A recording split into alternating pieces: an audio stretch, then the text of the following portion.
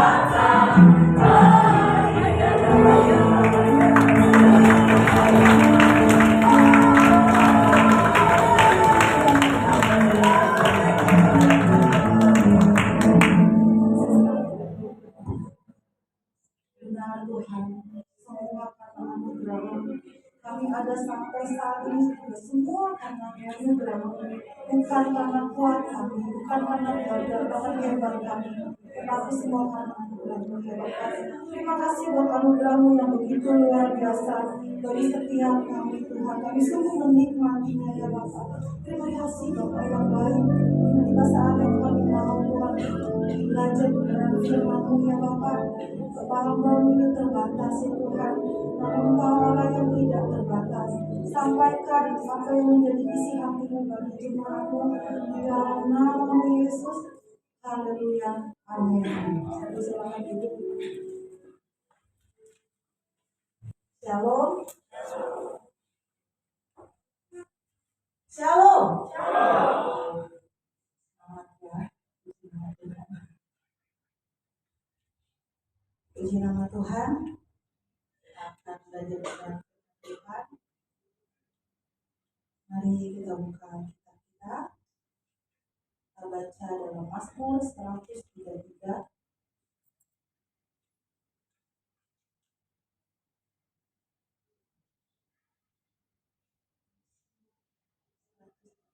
Ayat 1 sampai 5.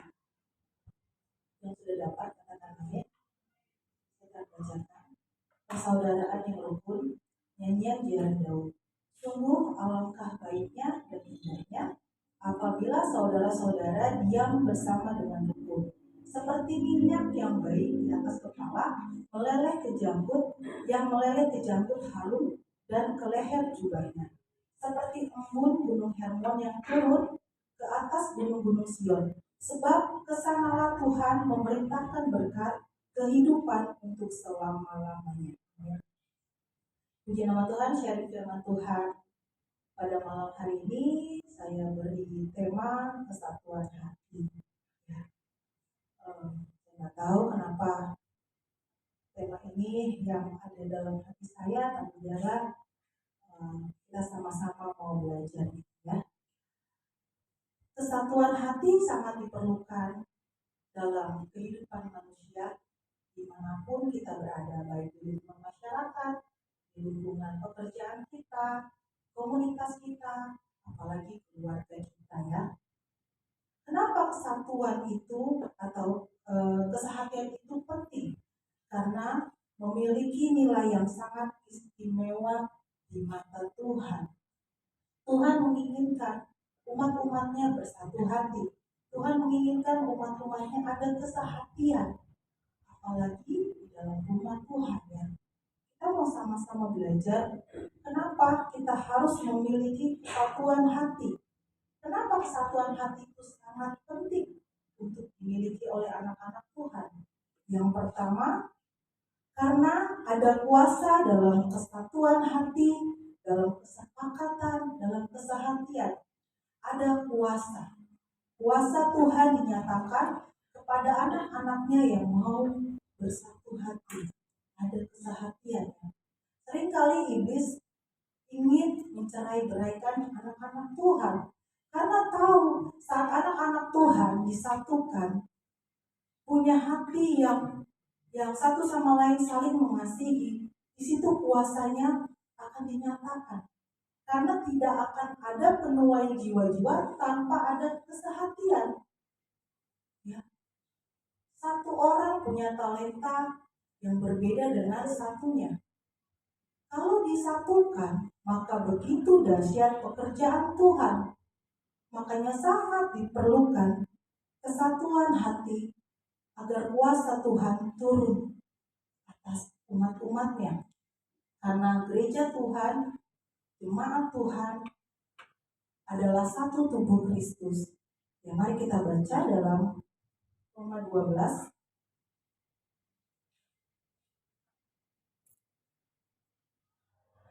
ayat 4. Saya bacakan. Sebab sama seperti satu tubuh kita mempunyai banyak anggota, tetapi tidak semua anggota itu mempunyai tugas yang sama. Demikian juga kita, walaupun banyak, adalah satu tubuh di dalam Kristus. Kita masing-masing adalah anggota seorang terhadap yang lain. Demikianlah kita mempunyai karunia yang berlain-lainan, menurut kasih karunia yang dianugerahkan kepada kita. Masing-masing kita Tuhan beri talenta, masing-masing kita Tuhan beri karunia, ya.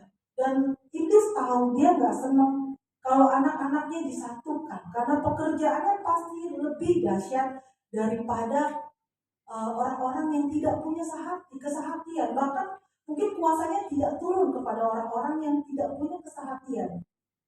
Sebagai satu tubuh Kristus, kita harus saling membutuhkan satu dengan yang lain.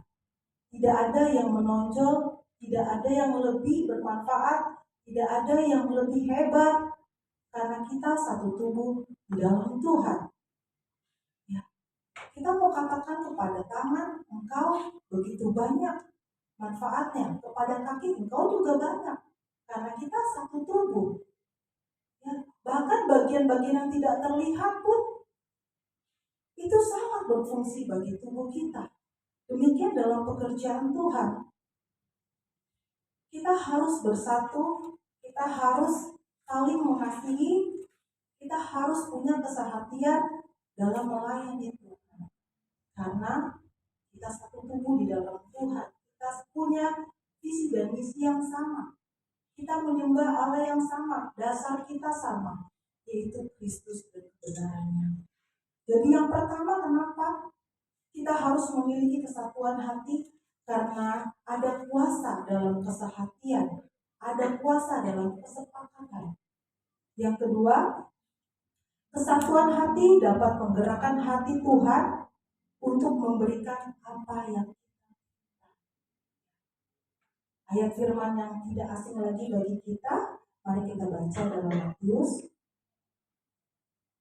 18 ayat 19 dan 20. Saya minta tolong saya yang bacakan.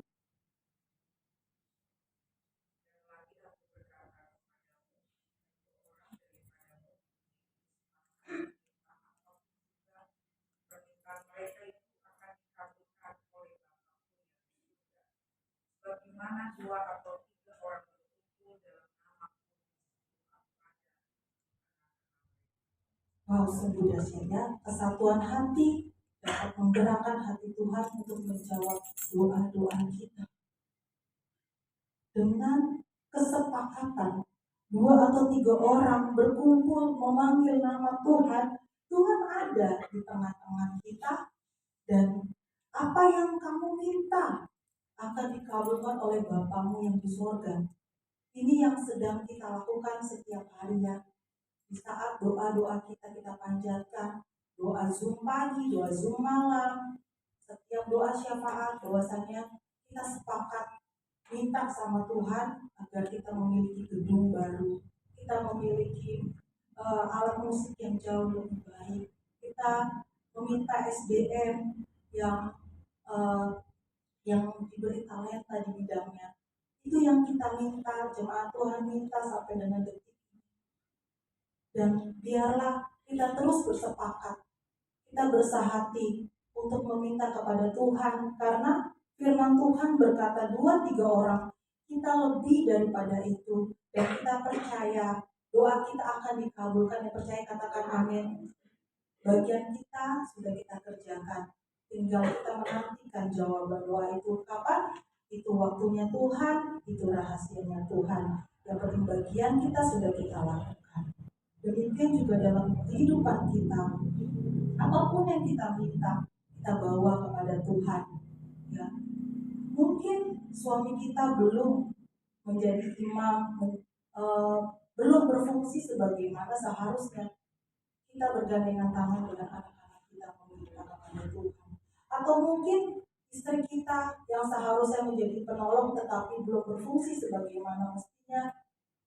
Mungkin para suami bergandengan tangan dengan anak-anak memohon kepada Tuhan untuk pemulihan, dan saya percaya kuasa kesepakatan itu sungguh nyata, karena firman-Nya jelas, 2-3 orang berkumpul memanggil nama Tuhan, di situ Tuhan ada dan Dia akan mengabulkan setiap permintaan kita. Bapa kita yang di surga akan mengabulkan setiap permintaan kita, oleh karena ada kesehatian di antara kita semua, di antara keluarga, ya. Dan yang ketiga, kenapa kita harus memiliki kesatuan hati? Kesatuan akan mendatangkan berkat Tuhan. Di Mazmur yang pertama, yang 133 ayat 3, seperti embun gunung Hermon yang turun ke atas gunung-gunung Sion, sebab kesanalah Tuhan memerintahkan berkat. Bukan hanya berkat ternyata, tetapi kehidupan untuk selama-lamanya. Ada berkat yang Tuhan siapkan bagi kita orang-orang yang mau sehati, hidup rukun bersama, hidup berdampingan dengan damai, ada sukacita ya. Kalau embun itu berbicara tentang apa sih? Tentang kesejukan. Ada kesejukan, ada sukacita, ada damai. Saat kita punya hati yang nggak mencong sana, mencong sini, tetapi mau hidup rukun, mau sehati, ada berkat yang Tuhan siapkan bagi setiap kita, bahkan kehidupan untuk selama-lamanya bagi kita yang mau hidup dalam kesehatian, yang mau hidup dalam kedamaian sukacitanya Tuhan. Kita mau sama-sama belajar untuk kita punya kesehatian, kesatuan hati. Sebagai saudara seiman, sebagai satu tubuh di dalam Tuhan, kita mau melakukan apa yang Tuhan perintahkan dalam hidup kita, yaitu kita hidup berdampingan dengan rukun dan damai. Dan Tuhan bilang indah dan baik. Kita mau belajar lagi hal yang harus kita ketahui tentang kesatuan. Yang pertama, kesatuan harus diusahakan. Kesatuan harus kita usahakan setiap hari. Bagaimana caranya diusahakan? Mungkin kalau di rumah tangga, agar kita punya kesehatan, mungkin bapak-bapak yang sibuk bekerja harus meluangkan waktu untuk mendengarkan saja anaknya bercerita. Punya waktu dengan keluarga. Mungkin ibu rumah tangga yang sibuk harus meluangkan waktu untuk suami dan anak-anak. Begitupun anak-anak jangan sibuk dengan gadgetnya. Harus punya waktu untuk saling bertukar pikiran, bercerita dengan orang tuanya, sehingga ada kesehatian antara ibu, anak, dan keluarga lainnya ya. Terus apa lagi yang harus kita usahakan untuk kita punya kesehatian? Mungkin dalam lingkungan masyarakat, lingkungan komunitas gereja, yang harus kita lakukan adalah mungkin kita harus, bukan mungkin ya, kita harus saling mengasihi, kita harus saling mengampuni, kita harus saling membantu satu dengan yang lain agar terciptanya suatu kesehatian ya, bahwasanya kita ini saudara di dalam Tuhan, yang pasti kita tidak membeda-bedakan satu dengan yang lainnya. Dan yang kedua, apa yang harus kita ketahui tentang kesatuan? Kesatuan itu harus kita jaga, kesehatian itu harus kita jaga, harus dijaga. Apalagi kita yang berbeda suku, berbeda kebiasaan, berbeda karakter, sangat mudah untuk pecah belah, sangat mudah iblis masuk untuk mengadu domba kita. Oleh sebab itu kesehatian atau kesatuan itu harus dijaga. Dengan apa? Dengan menghindari amarah, dengan menghindari kebencian, mungkin iri hati, saya percaya tidak ada di tempat ini, kesombongan, ya, kita tidak memegahkan diri dan menganggap diri kita lebih daripada yang lain karena kita satu tubuh di dalam Kristus. Semua anggota tubuh itu berguna, bekerja. Bahkan yang tidak terlihat sekalipun itu sangat dibutuhkan. Sebagai satu tubuh di dalam Tuhan, kita tidak boleh menyombongkan diri. Ya, kita menjaga kesehatian itu dengan menjaga diri kita, menghindari gosip atau fitnah yang membuat orang lain sakit hati. Dan yang ketiga, kesatuan itu harus diteruskan. Biasakan hidup rukun kepada setiap orang, dan itu akan menjadi gaya hidup kita, sehingga orang-orang yang ada di sekitar kita, anak-anak kita, keluarga kita, akan melakukan juga hal yang sama. Bahwasanya kita tidak mementingkan diri kita sendiri, bahwasanya kita mau hidup berdampingan dengan semua orang. Berbicara tentang kesehatan memang tidak mudah. Tidak mudah. Firman Tuhan ini juga bukan buat Bapak Ibu yang mendengar saya, terutama juga buat saya. Bagaimana kita bermasyarakat, berkomunitas yang baik, saling mengasihi, saling mendahulukan, saling membutuhkan. Itu dibutuhkan kerendahan hati. Sangat dibutuhkan kerendahan hati. Di mana satu tubuh Kristus harus saling memperhatikan, harus saling menganggap saya ini nggak bisa tanpa kamu, saya nggak bisa tanpa Ibu Mesida, saya nggak bisa tanpa Ibu Sari, karena kita satu tubuh di dalam itu. Tidak kebetulan 1 minggu lagi kita akan mengadakan retret. Biarlah retret itu menjadi satu sarana bagi kita untuk kita lebih kenal satu dengan lain, untuk kita saling mengasihi. Tentunya kalau kita di gereja semuanya manis, tapi nanti 3 hari itu akan kelihatan ya, yang misalnya tidurnya ngorok kah atau yang ngomelnya agak panjang sama anak, itu akan kelihatan. Dan sebagai satu tubuh di dalam Kristus kita, biarlah kita tidak mau menerima yang baik saja satu dengan yang lain, tetapi yang tidak baik pun itu akan menjadi bagian kita. Kesuksesan retret ini atau keberhasilan retret ini bukan serta-merta tanggung jawab panitia, tidak. Karena panitia hanya membantu untuk memperingat, untuk mempermudah acara itu berlangsung.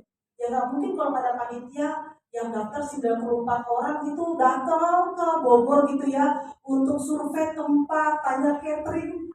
Yang ada kita diusir gitu kan. Tapi dengan panitia akan lebih mudah, lebih simpel lah para anggota, para jemaat Tuhan untuk kesana ya. Jadi kesuksesan retret ini bukan serta-merta tanggung jawab Bapak Ibu Gembala, ketua panitia ataupun anggota panitia lain, tetapi ini adalah tanggung jawab kita bersama.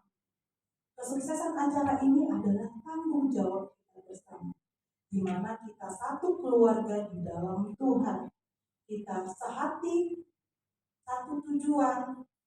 Diadakan retret ini bukan untuk hanya kesenangan sesaat, tetapi ada kebersamaan, ada kesehatian, ada kekeluargaan satu dengan yang lainnya.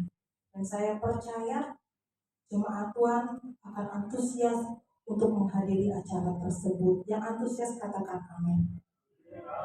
Puji nama Tuhan. Biarlah kita semua mau belajar untuk lebih lagi saling mengasihi satu dengan yang lain, saling memperhatikan satu dengan yang lain, karena ini adalah gereja kita bersama ya. Kekurangannya adalah kekurangan kita, kelebihannya adalah untuk kemuliaan Tuhan. Semuanya untuk Tuhan. Ayat terakhir mari kita baca dalam Efesus 4 ayat 3 sampai 6. Dan berusahalah memelihara kesatuan roh oleh ikatan damai sejahtera, satu tubuh dan satu roh, sebagaimana kamu telah dipanggil kepada satu pengharapan yang terkandung dalam panggilanmu, satu Tuhan, satu iman, satu baptisan, satu Allah dan Bapa dari semua, Allah yang di atas semua, oleh semua, dan di dalam semua. Biar ini menjadi firman Tuhan, pegangan kita berusaha memelihara kesatuan satu dengan yang lain.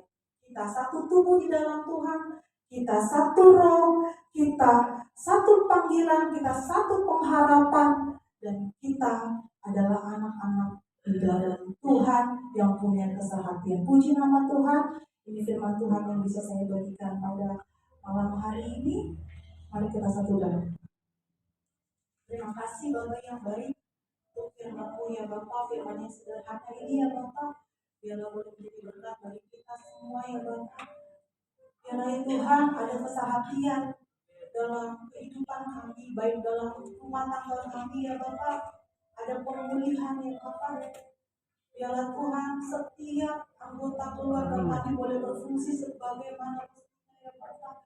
Dalam nama-Mu Yesus, kami juga berdoa Tuhan bagi komunitas kami tempat ini ya Bapak. Biarlah kami selalu bergandengan tangan, selalu Tuhan menganggap bahwa diri kami tidak ada apa-apanya daripada yang lain ya Bapak.